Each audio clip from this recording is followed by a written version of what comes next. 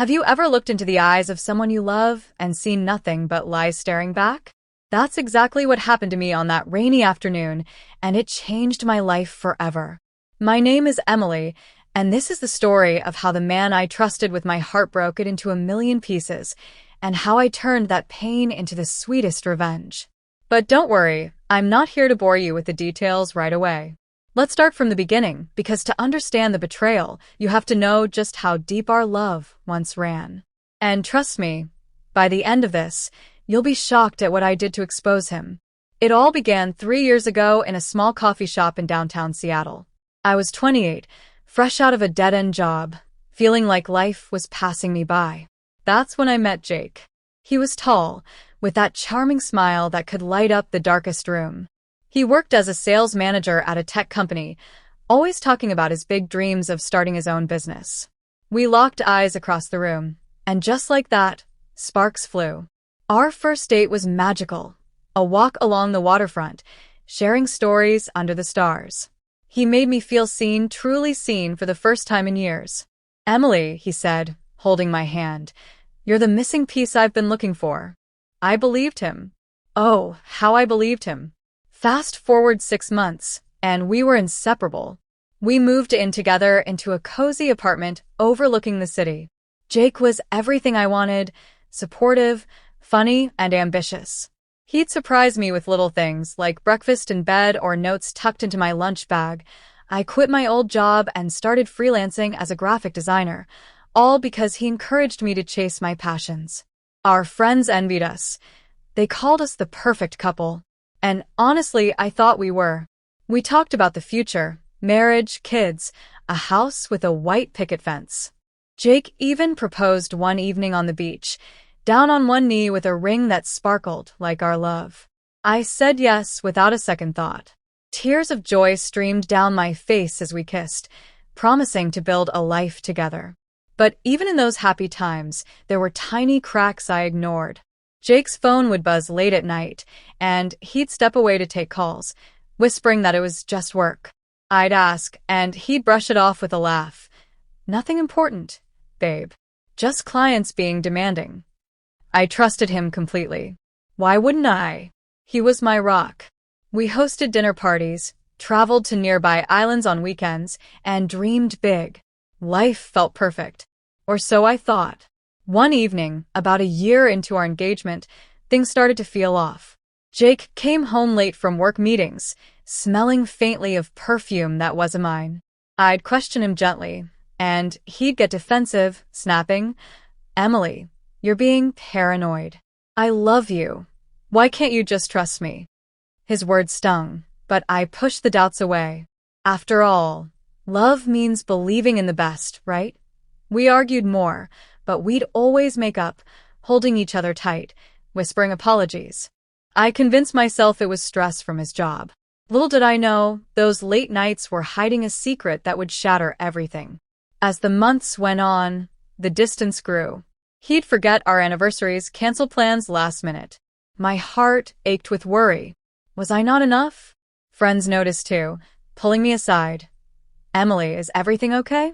You seem sad." I'd smile and say yes, but inside, a storm was brewing. And then, one fateful day, it all came crashing down. I remember it like it was yesterday, the rain pounding against the windows, my hands shaking as I picked up his phone. What I found there, it broke me. But that betrayal?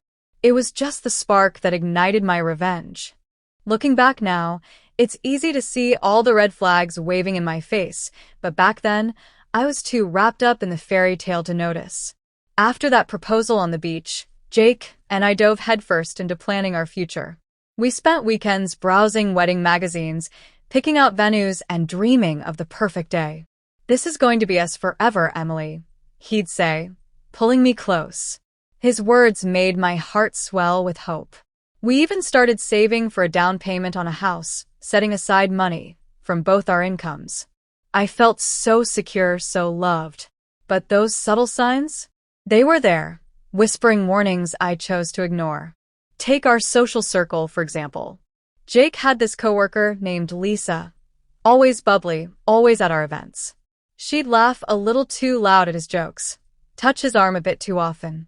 I'd feel a twinge of jealousy, but Jake would roll his eyes. She's just friendly, Em. You're overthinking it. And I'd laugh it off, telling myself I was lucky to have him.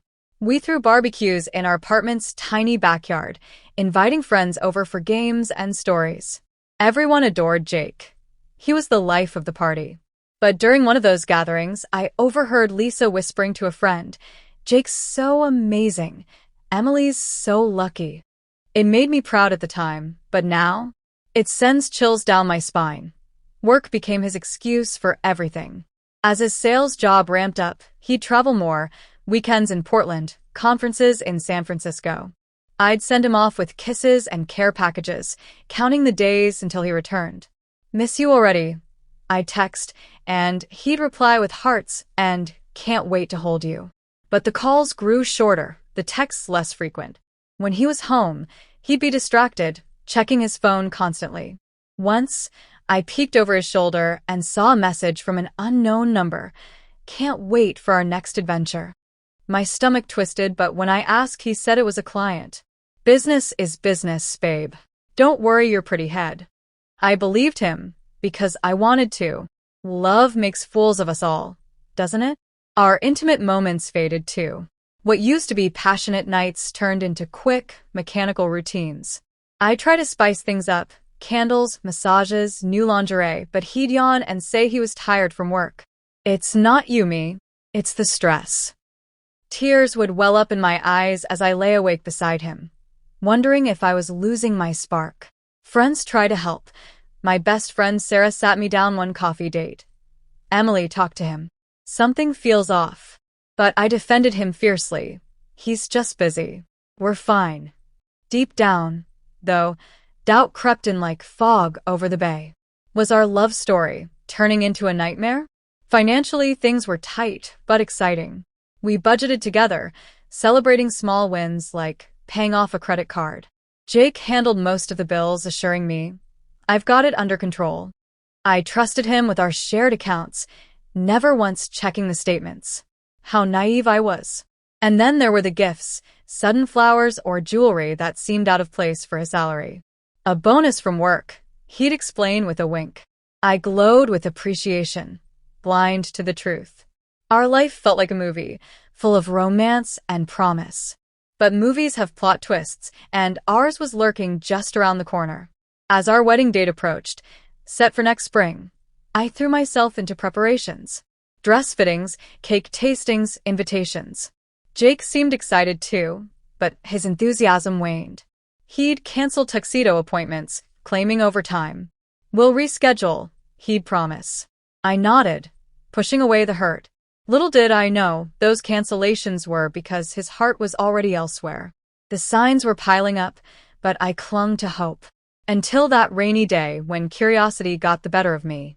Grabbing his phone while he showered, what I saw next would expose the lies and break my heart wide open. By the time our engagement hit the 1-year mark, the doubts weren't just whispers anymore. They were screams echoing in my mind.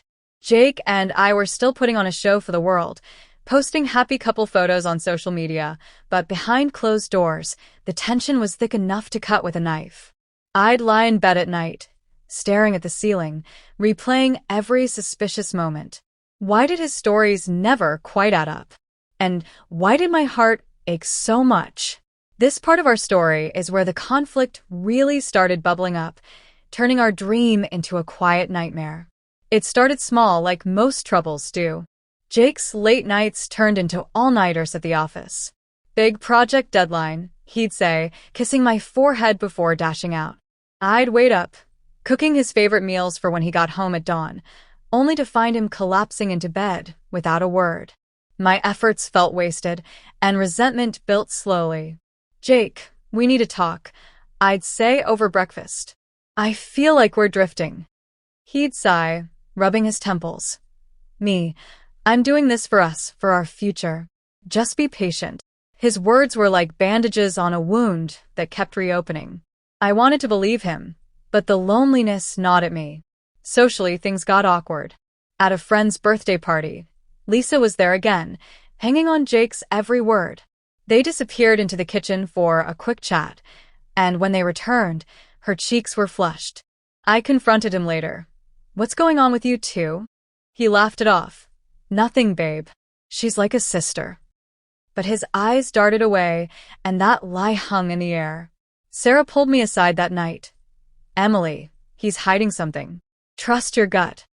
Her words planted a seed of fear. Was I losing him?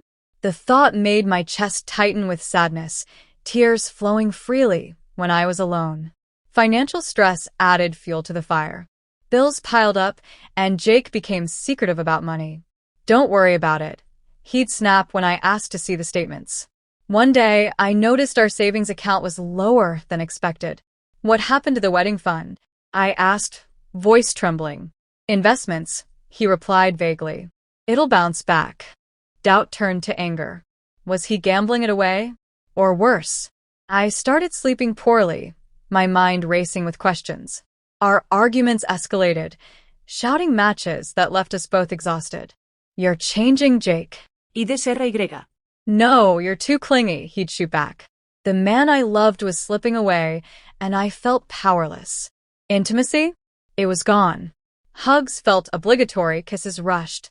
I'd reach for him at night, only to be pushed away. "Not tonight, Em. I'm beat."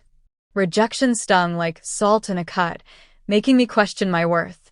"Do you still love me?" Y. Whisper. "Of course," he'd mutter, but his actions screamed otherwise. Friends noticed my withdrawn state.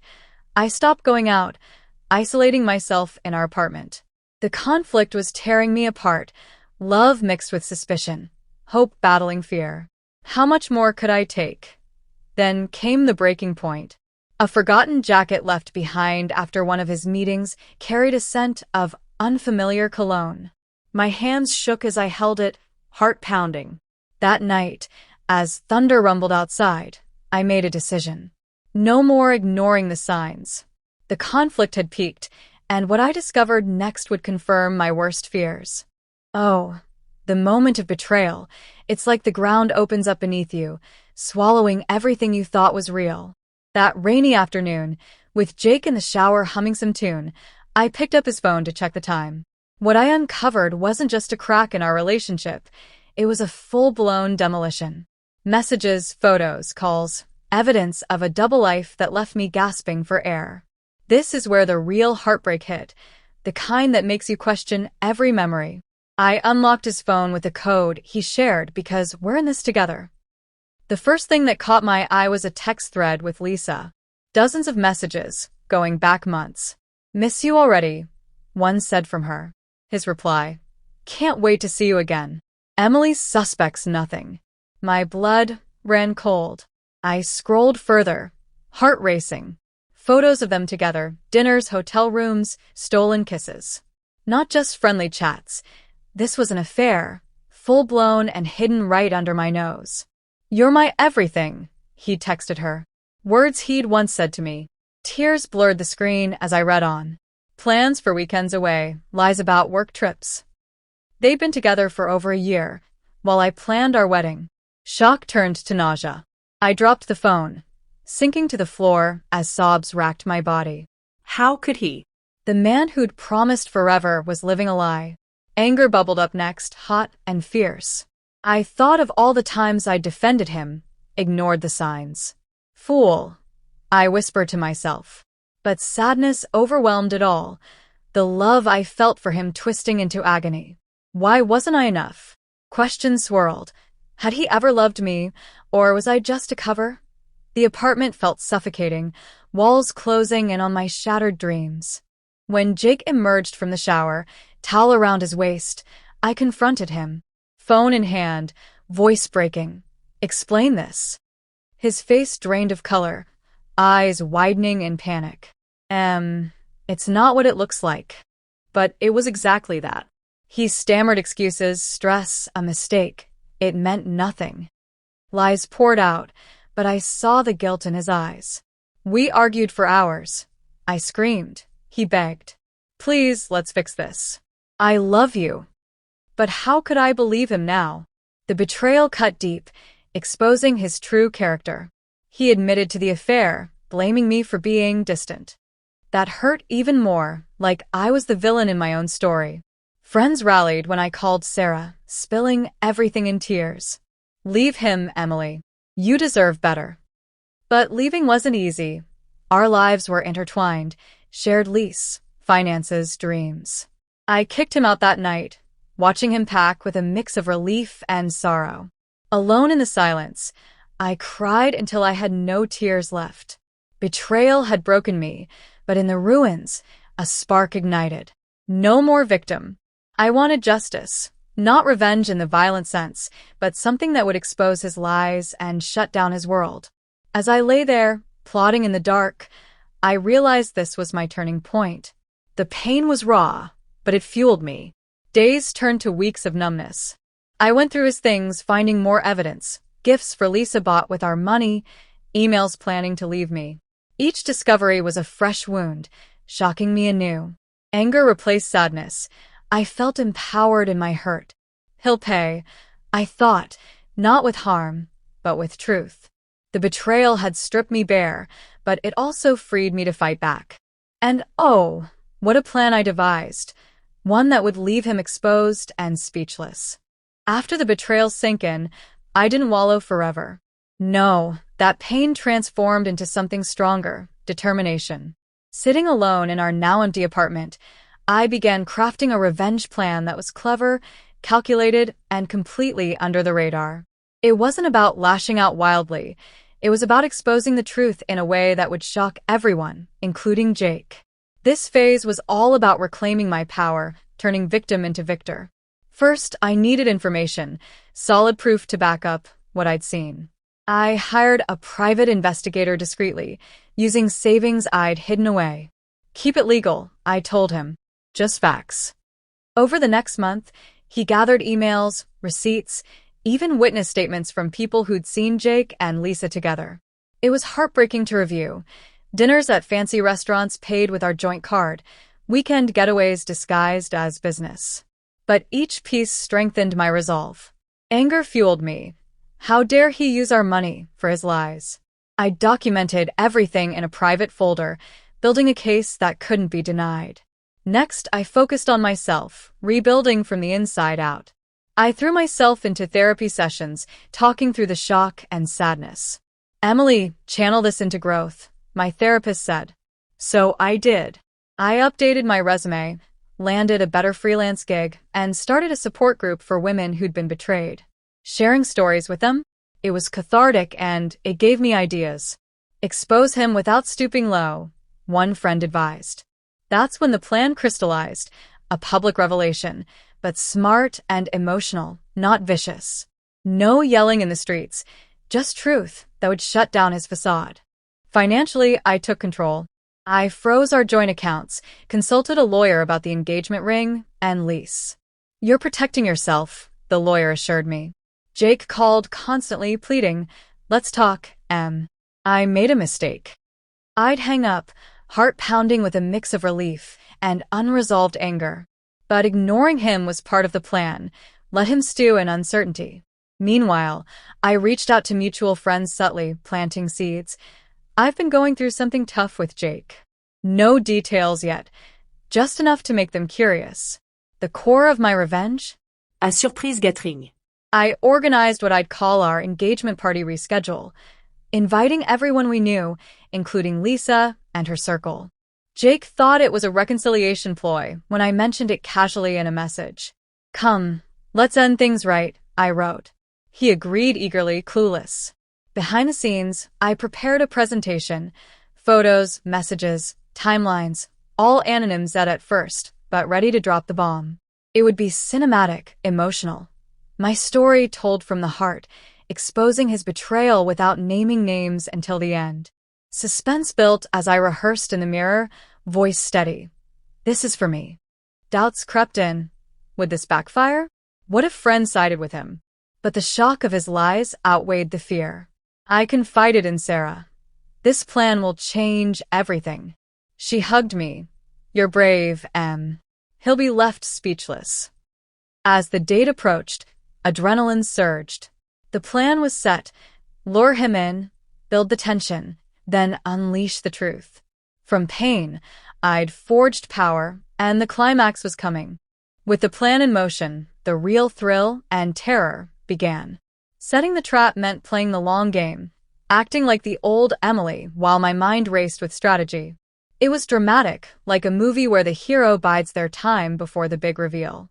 Jake had no idea the web I was weaving, and that power shifted everything inside me.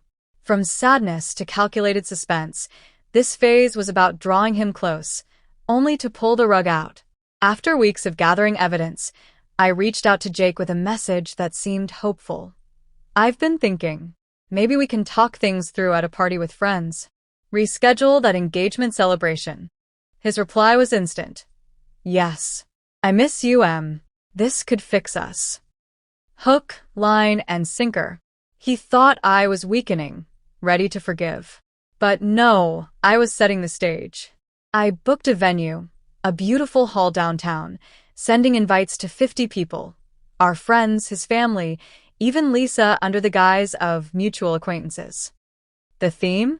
Renewed beginnings. Ironic, right? It made my stomach churn with anger just typing it. Preparations consumed me. I designed invitations with heartfelt notes. Join us as we celebrate love and second chances. Guests RSVP'd excitedly, clueless. Sarah helped with decor, soft lights, flowers, a slideshow setup for memories. But that slideshow? Mine to control. I programmed it with innocent photos at first, our early days, then the damning ones later. Rehearsing alone, I'd practice my speech. Tonight, I share my truth. Tears came, but so did resolve. The trap was emotional, not aggressive. It would expose him through story, leaving him isolated. Jake called daily, his voice dripping with false charm. I can't wait to hold you again. I'd play along, voice sweet. Me too. See you there. Inside, shock from the betrayal fueled my acting. Lisa confirmed her attendance too, via a mutual friend. Perfect. She'd be there to witness her own downfall. Financially secure now, with separate accounts, I splurged on catering, making it feel real. Friends asked, "Are you sure about this, Emily?" I'd smile. It's time for closure. But closure for me meant justice. As the day neared, tension mounted. Jake sent flowers for my future wife. I stared at them, heart aching with old love mixed with new fury. You'll regret this, I whispered. Doubts hit hard. What if he confessed first? But no, his ego was too big. The trap was set.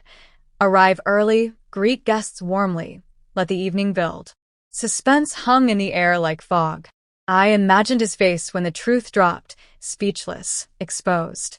From luring him in, the climax loomed, promising relief after the storm. And then, the climax hit like a thunderclap, the moment I dreamed of, planned for, and dreaded all at once. The party was in full swing, music playing softly, guests mingling with glasses in hand, toasting to love's endurance.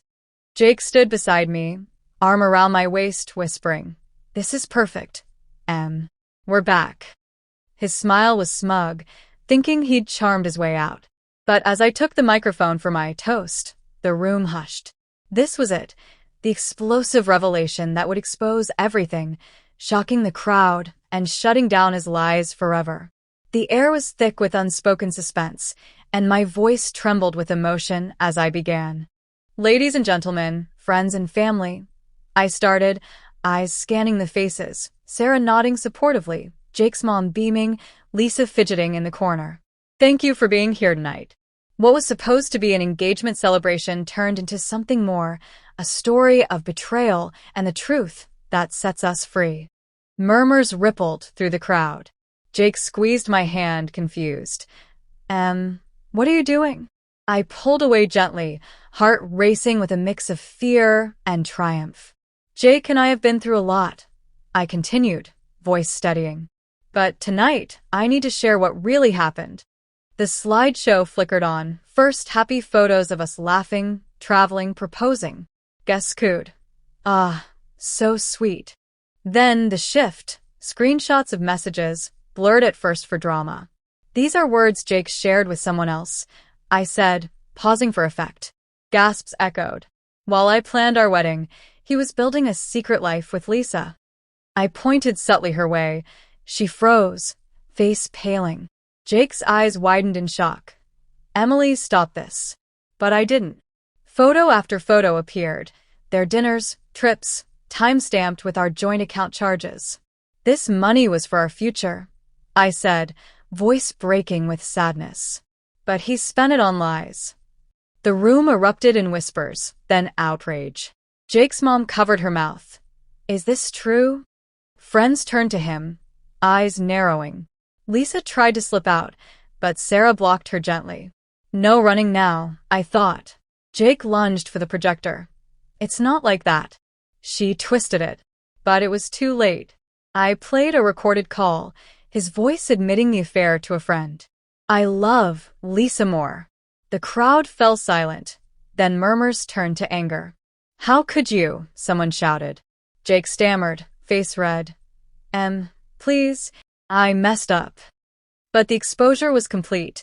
His world crumbled before our eyes. Emotionally, it was a whirlwind. Tears streamed down my face as relief washed over the anger. Finally, truth out. Guests confronted him. You betrayed her? His family looked heartbroken. Lisa sobbed, exposed too. Jake begged me privately. Don't do this. But I stood firm. You did this to yourself.